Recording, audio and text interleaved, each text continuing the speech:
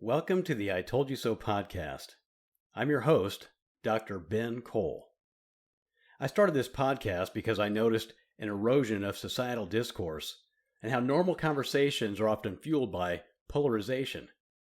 The I Told You So podcast offers an opportunity for healthy discourse and effective debate. I select topics to discuss and debate with listeners and guests of the I Told You So podcast. Listeners and guests predict what will happen in the future. I track predictions and announce who predicted accurately when those predictions become true. Discussions and debates can be about any topic and should be about what is going to happen in the future. The podcast offers topics where listeners and guests can discuss and debate with the goal of predicting the future so they can proudly say, I told you so. On this episode, I talk about the decline of the global population. I remember watching a TED Talk in October of 2023 when Dr. Jennifer D. Shuba, one of the world's leading experts on the political, economic, and social impact of demographic trends, stated, quote, "We're witnessing the most fundamental shift to take place in modern human history. The shift toward pervasive and permanent low fertility, population aging, and eventually depopulation." Unquote. Following decades of plummeting birth rates worldwide, scientists are sounding the alarm, warning that for the first time in modern history, the human population will soon begin to decline. Throughout the 1990s and early 2000s, many experts were concerned with the exact opposite problem: overpopulation. It's now clear things are heading in a very different direction. The global population is now on pace to begin declining in a few years. In order for a country to maintain its population, there needs to be a birth rate of 2.2, meaning the average woman has at least that many children over her lifetime. In 1950, the birth rate was 4.84. That's worldwide. And the global population was rapidly increasing. Every subsequent decade since 1950, the birth rate has fallen dramatically, with the latest count at 2.23, just barely above replacement level. According to a new study published in the academic journal The Lancet, if the current trend continues, the birth rate could dip below replacement level this decade, and the global birth rate will fall to 1.59 by the end of this century. It is at this point that the global population decline will truly begin. Many countries already have severely low birth rates. In Asia, South Korea currently has a birth rate of 0.76, while China is around 1. The number of babies born in China last year was half the number born there in 2016. Japan has a birth rate of 1.2, and the Japanese Prime Minister recently stated, quote, "We are standing on the verge of whether we can continue to function as a society," unquote. In Europe, Greece, Italy, and Spain, they have birth rates at around 1.4, while Brazil, India, Mexico, and Russia also are hovering around 1.4 for their birth rates.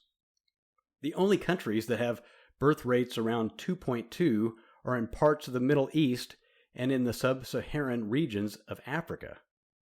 Since 2007, the U.S. birth rate has fallen 19% and is now at 1.6. In 2023, the U.S. had the same number of total births as there were in 1966, despite the fact that the U.S. population has nearly doubled since then. In the U.S., projections are that we are headed for enormous economic impact as baby boomers continue to age out of the workforce, there won't be enough people to replace them. How and why is this happening? One reason is that women are waiting longer to get married and have children. In 1980, the average age of women getting married in most regions of the world was 22. In 2011, the average age was 24. Today, the current average age is 27. Another reason is that there is a global fertility crisis with men. Several scientific studies have found that the average sperm count for men has fallen by 62% since 1970. The sperm count in men has fallen 2.5% annually since 2000. So what is causing this? Diet and lifestyle are factors, and we know that obesity lowers testosterone and fertility rates in men. Also, some chemicals in food are known to disrupt hormone production and reduce fertility. There are other reasons I will offer throughout this episode. Let me mention the Wall Street Journal. The Wall Street Journal highlighted recently this problem with a front page article titled, quote, "Suddenly there aren't enough babies. The whole world is alarmed," unquote. This alarm should have been raised much earlier, as this decline poses a threat to the very foundation of human civilization. A falling birth rate is a significant long-term problem. We're witnessing a decline in the number of babies being born to healthy individuals, a drop in the birth rate that can only be described as catastrophic. One symptom of the modern age is the attempt to exert control over all aspects of life, particularly our sexual and reproductive lives. Before the modern era, the birth rate was rarely a concern. In the pre-modern age, the birth rate remained relatively constant due to the absence of birth control. Families needed many children to ensure a successful generational transfer for running the farms and businesses. Additionally, having large families was integral to the Christian worldview, but this value was not exclusive to Christian-influenced societies. Every thriving and enduring society has maintained a healthy birth rate. Those that have not simply cease to exist. In other words, those who don't reproduce lose, and those who do reproduce win. For most of human history, there was no philosophical debate about the birth rate. It was simply a natural outcome. As families and couples were motivated to have as many children as possible, in the pre-modern age, high child mortality rates were common due to the lack of antibiotics, emergency medical care, and frequent occurrence of famine, pestilence, and plague. Despite these hardships, it was integral to the Christian worldview that couples have children to the glory of God and raise them with religious guidance. This was seen not only as a family duty, but also a civic responsibility. Every successful society, regardless of its specific beliefs or location, has embraced this understanding or faced extinction. A recent front page report in the Wall Street Journal drives home this critical point. The declining birth rate poses a significant threat to all contemporary global civilizations. Nearly all nations are affected by this trend. Journalists Greg Ip and Janet Adamy start their article with a stark observation. Quote, "The world is facing a startling demographic milestone. Soon, the global fertility rate will dip below the level required to maintain a stable population. It may have already occurred." Unquote. Indeed, it's highly likely that it has already happened. The report underscores the alarming reality that the decline in the birth rates has been more rapid than previously predicted. Consequently, several nations are currently grappling with a demographic crisis. There may be some listeners who dismiss this issue, arguing that individuals have the right to choose the number of children they have. The notion that children are merely a lifestyle choice is deeply ingrained in our contemporary worldview, and this perspective contributes to the problem that we face. However, this mindset is giving rise to significant crises that are now looming over nearly every major country. Let's consider Japan again. Japan, as a primary example, the country's birth rate has plummeted to such an extent that they are now considering the use of robots in nursing homes out of necessity. There simply aren't enough human caregivers available to meet that demand. Families across Japan are confronting an unprecedented crisis. As a matter of fact, CNN just recently released a report titled, quote, "A Shrinking Life: Why Some Asian Youth Withdraw from the World," quote, or unquote. This article covers what the Japanese call hikikomori. Now, hikikomori is a Japanese term for people who cut themselves off from society, sometimes for months or years, and are mainly people from Generation Z and the millennial generation who are in the prime of their youth. Moreover, in Asia, there's a phenomenon known as quote-unquote broken branches, partly stemming from China's former one-child policy enforced by the communist regime. In regions without a communist regime or national policies dictating family size, many individuals are growing up as single children. Consequently, many of them lack the social skills needed for marriage and parenthood, further exacerbating the demographic crisis. In Japan, this crisis manifests in a shortage of workers essential for social functioning, a problem that will persist in the short-term future. However, it's not solely an economic issue. It's also a matter of concern for reasonable, everyday people. Prolonging lifespans means extending the post-retirement period and the duration of tax contribution, a concept reasonable people should take into account. Consequently, there will be a significant imbalance between the elderly population and the younger workforce. You might think you'll somehow evade these challenges, but the demographic crisis is advancing rapidly and will likely catch up with you sooner than you anticipate. In the United States, Social Security is on the brink of an absolute crisis by the middle of the next decade. When I say crisis, I mean a severe one. The issue stems from an excessive number of people drawing benefits compared to those entering the workforce. Moreover, with the integration of artificial intelligence, the number of jobs lost remains uncertain, adding another layer of complexity to the situation.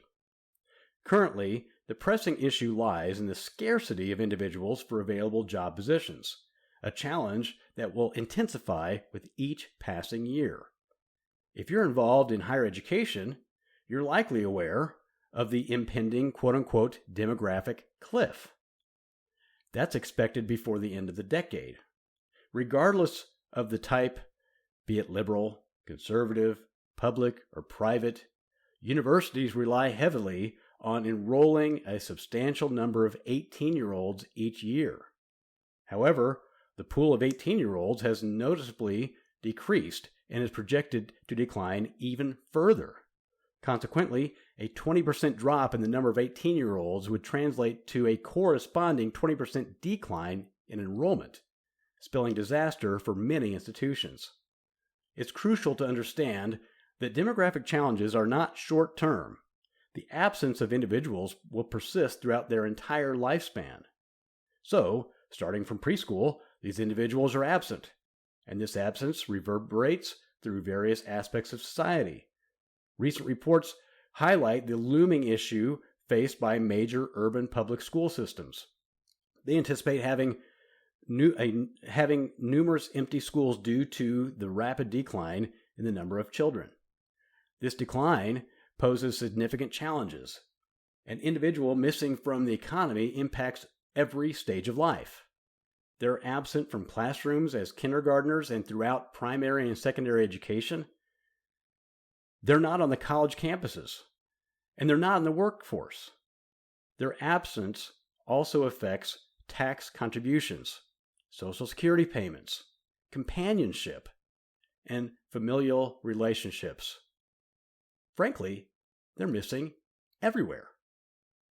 People who hold conservative beliefs tend to have higher birth rates for reasons deeply rooted in their worldview.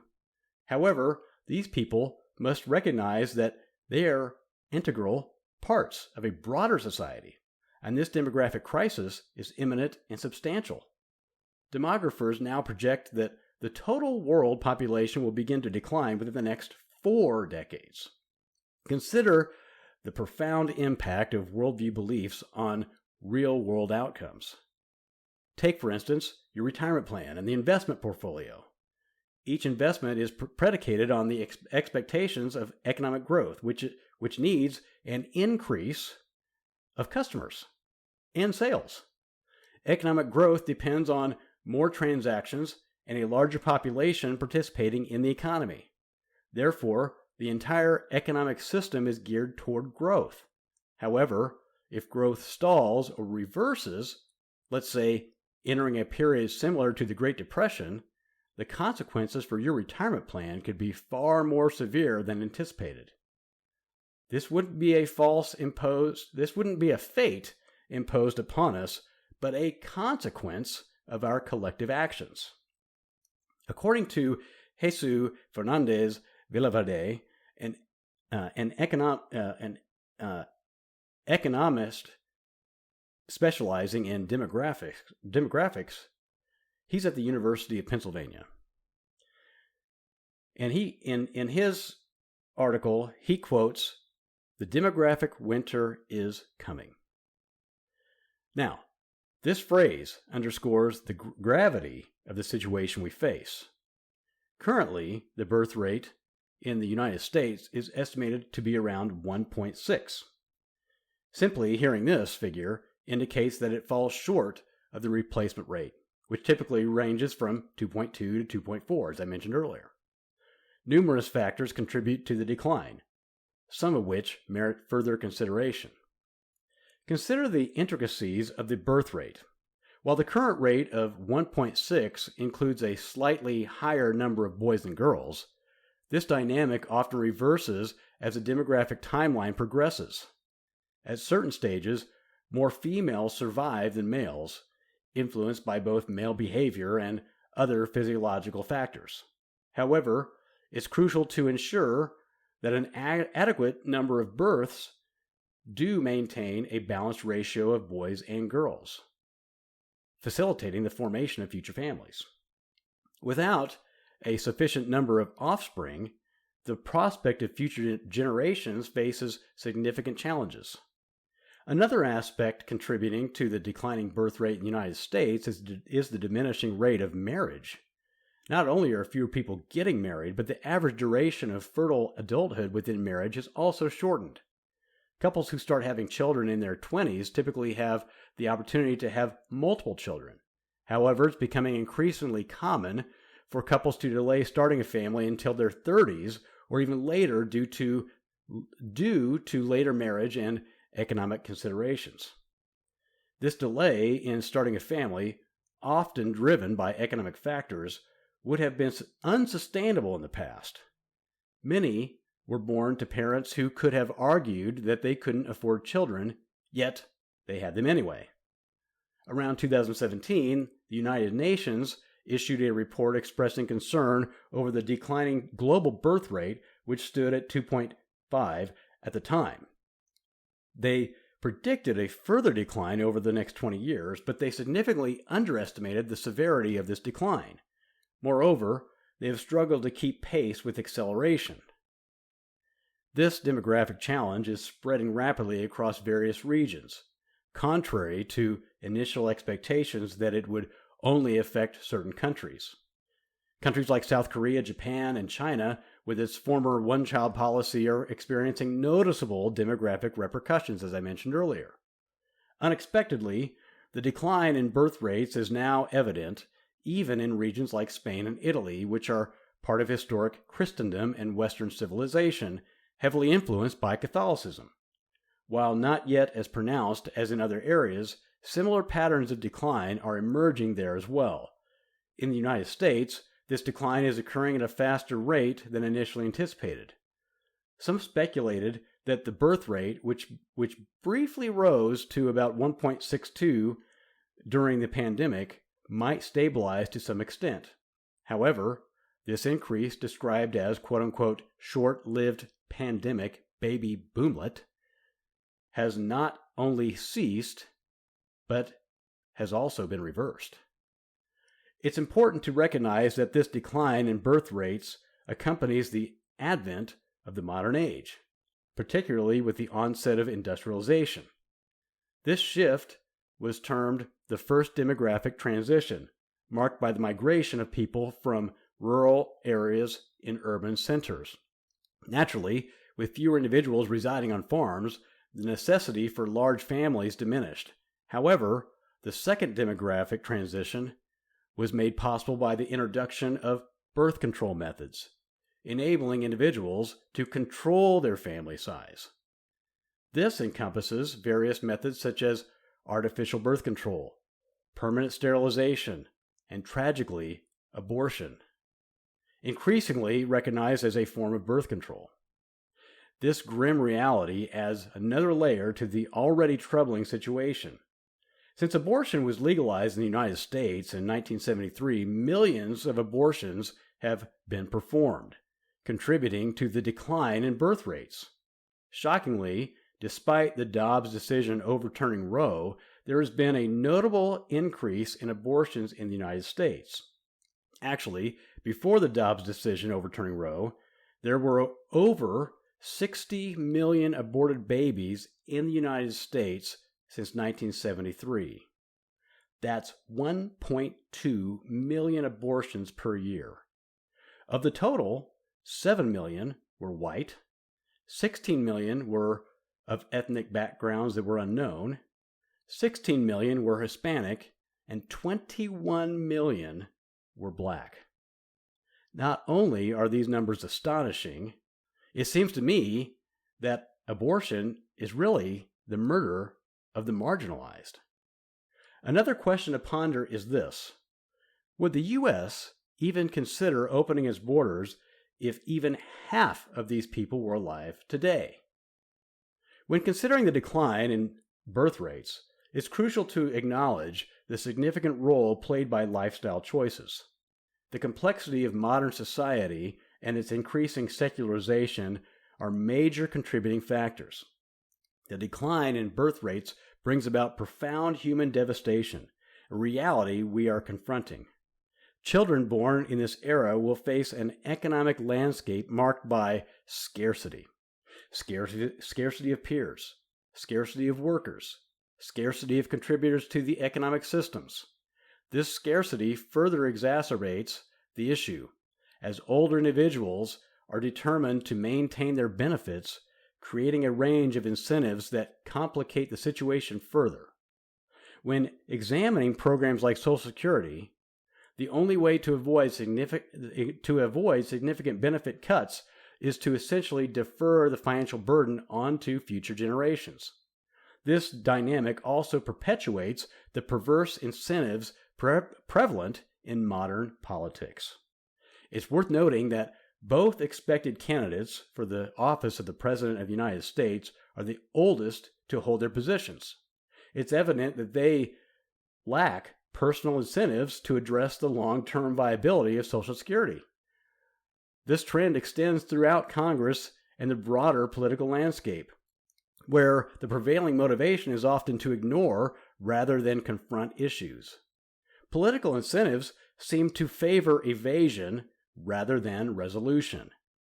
If a society is confused about the nature of marriage and distorted in its understanding of sex, viewing children merely and mainly as a lifestyle choice or a consumer commodity, then a demographic crisis is inevitable.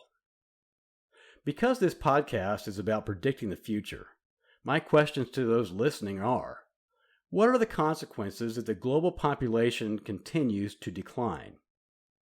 Why does a declining global population matter?